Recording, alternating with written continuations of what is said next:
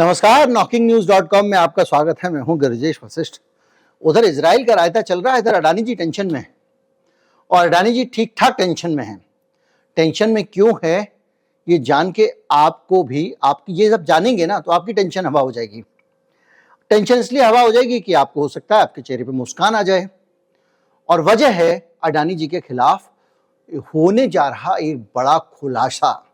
और वो खुलासा अभी हुआ नहीं है, लेकिन अडानी जी अभी से टेंशन में हैं। लेकिन टेंशन इजराइल वाली नहीं है। हुआ यह है कि इजराइल में एक बंदरगाह अपने अडानी जी के पास भी है। हाइफा पोर्ट नया उन्होंने लिया है और अडानी जी ने बयान दिया है कि हाइफा, लेकिन ये मेरी जो स्टोरी है, आज की जो खबर है, ये हाइफा पोर्ट वाली नहीं है। और ये भी है कि भाई ये एक छोटी टेंशन है, बड़ी टेंशन मैं आपको भी बताऊंगा। हाइफा पोर्ट जो है, उस पोर्ट को अलर्ट पे रखा गया है इजराइल वाले हमले के बाद में, और उस पोर्ट को अलर्ट पे रखने के कारण अडानी साहब के कारोबार पे असर पड़ा है।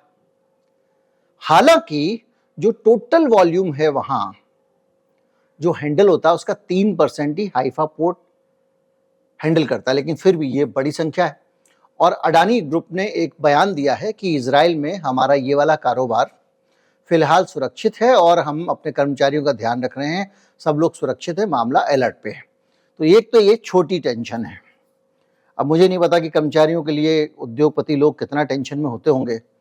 कभी कभी उनको बस टेंशन होती होगी तो ये होती होगी कि मुआवजा देना पड़ेगा, लेकिन आजकल तो इंश्योरेंस का ज़माना है, तो मुआवजे की भी टेंशन शायद ही होती हो। बहरहाल बड़ी टेंशन क्या है, इसके बाद मैं लौटता हूं, फिर आपको बताता हूं।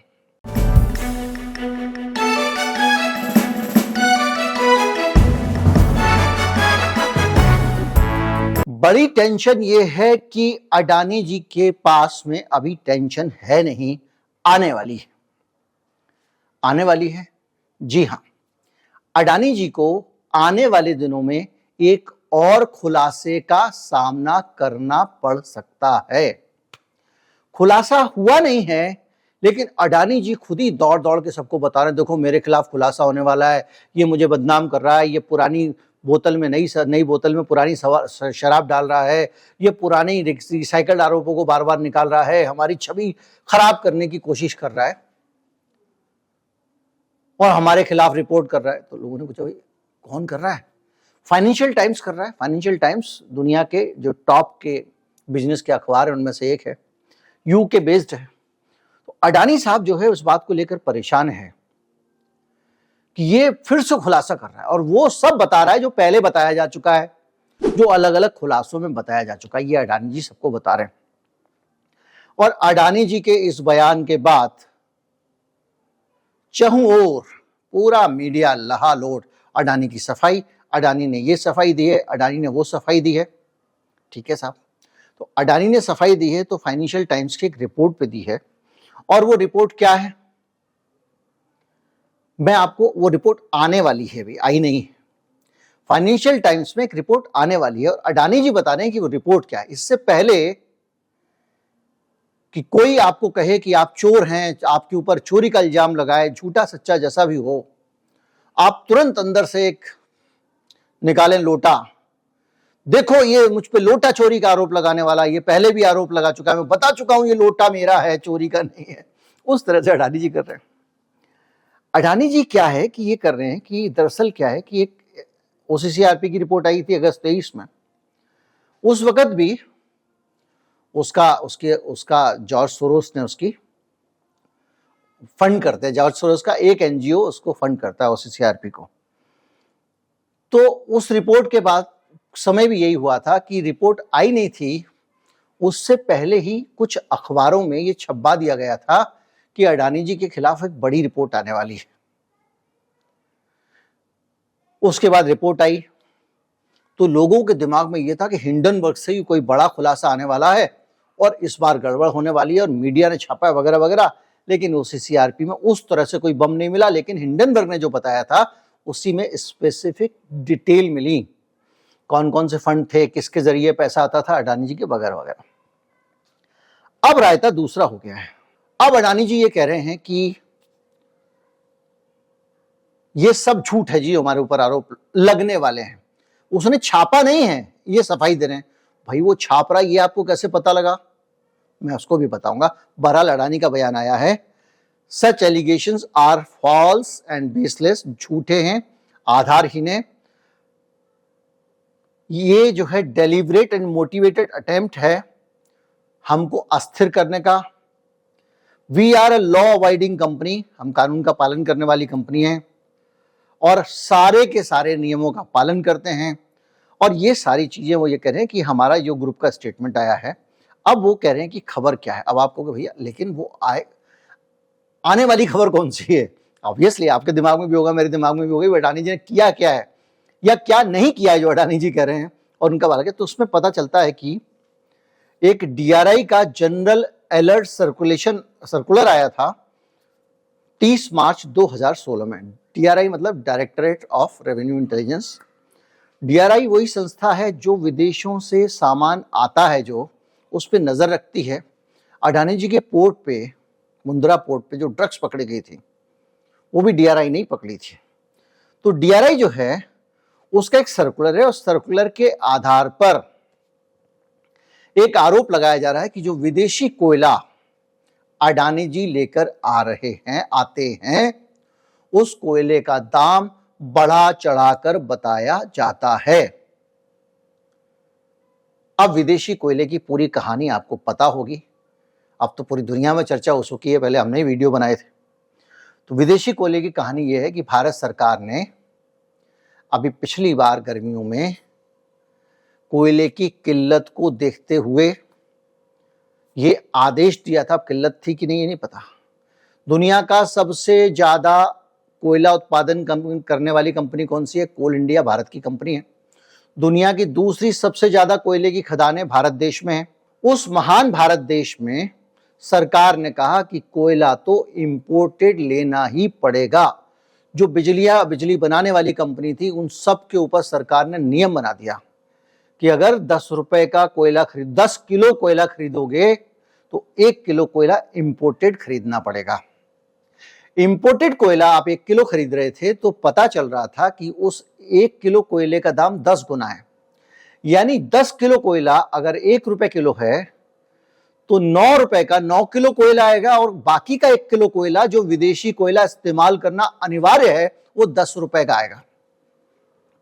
यानी जितने का ये कोयला हमारा देसी पड़ रहा है उससे 10 गुने दाम का कोयला विदेशी आपको इस्तेमाल करना ही होगा।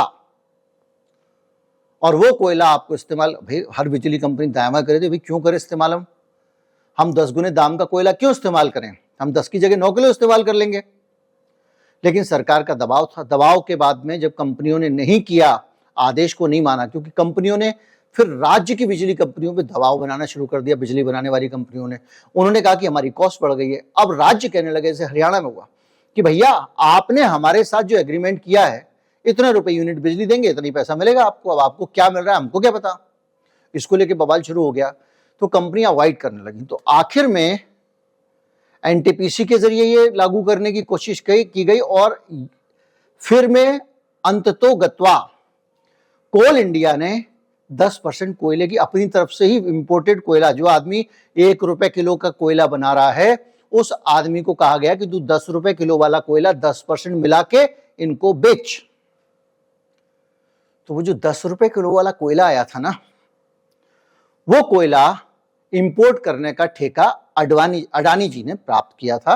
अडानी जी की बिड जो है सबसे अच्छी रही होगी, सबसे कुशल बिड रही होगी, सबसे काबिल आदमी रहे होंगे, उनको वो ठेका मिल गया था। तो जो विदेशी कोयला आता था 10 गुना 8 गुना दाम का जो भी आता था, वो कोयला जब अडानी जी इंपोर्ट कर रहे थे, तो ये जो आरोप है, ये आरोप ये है कि विदेशों से आने वाले कोयले की कीमत अडानी जी बढ़ा चढ़ाकर बता रहे थे, उसमें हवा भर रहे थे ताकि जो है वो यहां पर महंगा कोयला बेचा जा सके। तो ये आरोप है। ये कौन बताया? ये अडानी जी स्वयं बताए। और वो ये कह रहे हैं कि एफटी एक स्टोरी कर रहा है, फाइनेंशियल टाइम्स, और जिसमें ये सब बातें कर रहा है जिनके ऊपर पहले ही भारत में डीआरआई ने शो कॉज नोटिस दिया था ओवर वैल्यूएशन का, और ये डिसमिस कर दिया गया था। CESTAT एक ट्रिब्यूनल है उसने, यानी भारत में इसका निपटारा हो चुका है। अब ये कवरेज क्यों कर रहे हैं, ये अडानी जी का कहना है। अब मसला आता है कि अडानी जी को पता कैसे चला। भाई कायदा ये होता है कि मैं अगर कोई स्टोरी कर रहा हूं तो मैं क्या करता हूं कि जिस आदमी के खिलाफ स्टोरी है उससे भी बात करता हूं, ये आपका पक्ष क्या है। मेरा अनुमान है फाइनेंशियल टाइम्स ने अडानी ग्रुप से पूछा होगा कि भाई आपके खिलाफ ये आरोप लग रहा है, आपका पक्ष क्या है। कायदा कहता था कि अडानी साहब जवाबी मेल में उनको बोलते कि भैया ये ऐसा ऐसा मामला है, मामले का निपटारा हो चुका है, वगैरह वगैरह, और वो अपनी रिपोर्ट में शामिल कर देते कि भाई हमारी खबर ये कह रही है, लेकिन अडानी साहब का कहना ये है कि भाई इनका निपटारा हो चुका है, इनको पहले ये मामला उठा था और ये कोई नई खबर नहीं है। लेकिन अडानी साहब ने क्या किया, अब मीडिया बैरन हो चुके हैं भाई, और भारत में जो गोदी में विराजे हुए लोग हैं वो तो उत्साहित रहते हैं। तो अडानी साहब ने देश भर में प्रेस रिलीज जारी कर दिया, और अडानी जी के चैनल के लोग, वहां के लोग, यहाँ के लोग फोन कर करके छाप देना भाई। तो मैं आपको गूगल में बता रहा हूं कि जब मैंने सर्च किया गूगल पे तो वीडियो देखिए किस तरह से अडानी जी का बयान ये सब जगह छाया हुआ है। ऐसा इतिहास में शायद पहली बार हुआ होगा कि कोई मीडिया हाउस किसी खबर को छापे और उस खबर को भारत का मीडिया हाउस कैरी ना करे, लेकिन उसमें सफाई पहले ही छाप दे। तो भाई मुझे ये क्यों लगा कि अभी फाइनेंशियल टाइम्स ने खबर नहीं छापी है, अडानी जी पहले ही कूद पड़े हैं। तो मैं फाइनेंशियल टाइम्स की साइट पे गया, तो अडानी जी की खबरों को मैं देखता हूं तो खबर काफी, सितंबर के बाद से कोई खबर अडानी जी की फाइनेंशियल टाइम्स में आई नहीं। तो जो खबर आई नहीं है, जिस खबर का प्रकाशन नहीं हुआ है, उस खबर की प्रतिक्रिया भारत का मीडिया, आप देख लीजिए, फाइनेंशियल टाइम्स का भी वीडियो आपको लगा दे रहा हूं, स्क्रीनशॉट है उनकी वेबसाइट का, आप भी खोल के देख लीजिएगा। जो खबर छपी ही नहीं है उस खबर का खंडन करने के लिए मीडिया दौड़ पड़ा है। आमतौर पे मीडिया का जो प्रोटोकॉल है वो ये है कि जिस प्रकाशन की खबर है उस प्रकाशन में ही खंडन छपना चाहिए। मैंने अगर आपके खिलाफ खबर छापी है तो मैं ही खंडन को प्रकाशित करूं। मेरी खबर को दूसरा पब्लिकेशन हाउस गलत कैसे ठहरा सकता है? या तो वो मेरा पक्ष ले और कहे कि आपके ऊपर आरोप है, आपने गलत खबर छापी है, फिर खंडन छाप दे। लेकिन ये नया दौर है, इस नए दौर में दूसरों की खबरों को, अगर उसकी खबर को खंडन नहीं कर पा रहे हैं अडानी जी या कोई भी व्यक्ति, उस चैनल को कन्विंस नहीं कर पा रहा, उस मीडिया हाउस को, उस अखबार को, तो दूसरी तरफ से सारे 50 लोग दौड़ पड़ते हैं और अडानी जी का पक्ष रखने के लिए। तो ये मेरे ख्याल से पहली बार ऐसा तमाशा हुआ है कि जो सूतना कपास जुलाहों में लट्ठम लट्ठा, अडानी जी के खिलाफ आरोप लगे ही नहीं हैं। अडानी जी बता रहे हैं कि मेरे खिलाफ कोयला चोरी का आरोप लग रहा है। कोयला चोरी नहीं, मतलब कोयले का दाम बढ़ा के माल बनाने का आरोप लग रहा है, मैंने दाम बढ़ाया है ऐसा आरोप लग रहा है मेरे ऊपर, और यह आरोप गलत है, निराधार है, असत्य, वगैरह वगैरह। मेरी छवि बर्बाद करने की कोशिश है, हमको अस्थिर करने की कोशिश है, और ये छप रहा है। और किसी भी भले आदमी बंदे ने अपनी रिपोर्ट में ये जिक्र नहीं किया कि हालांकि अडानी ग्रुप ये कह रहा है, लेकिन किसी भी जगह पे अभी ये खबर प्रकाशित नहीं हुई है। तो आज इस पूरे सूचना से आपको क्या समझ में आया? आज आपने क्या सीखा? आज मैंने ये सीखा कि ये जो कौवा कान ले गया वाली स्थिति है, एक कहावत है उत्तर प्रदेश के एक बड़े हिस्से में होती है कि भैया कान तो चेक कर ले। उस कौवा, किसी ने कह दिया मेरा कान कौवा ले गया, चिल्लाने लगे बचाओ बचाओ मेरा कान कौवा ले गया। अब देख तो ले गया कि नहीं। और दूसरी चीज से ये पता लगती है कि हमारे अडानी जी बार बार के खुलासों से कितना डरे हुए हैं,